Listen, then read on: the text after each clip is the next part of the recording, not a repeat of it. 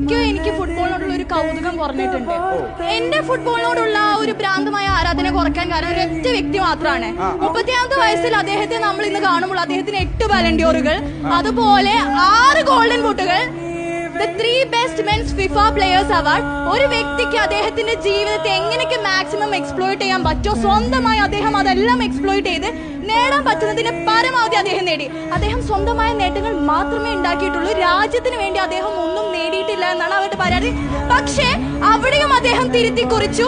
2021 Copa America 18-ാം തീയതി December 2022 ഒരു കളിക്കാരന് അദ്ദേഹത്തിന്റെ രാജ്യത്തിന് നൽകാൻ പറ്റുന്ന ഏറ്റവും വലിയ ഉന്നത സമ്മാനമായ ദ ഫിഫ വേൾഡ് കപ്പ് അന്ന് ഈ ജനങ്ങളെല്ലാം വീണ്ടും തിരുത്തി എഴുതി. The day football won, the day football completed, football വിജയിച്ച ദിവസം എന്ന് അദ്ദേഹം എഴുതി.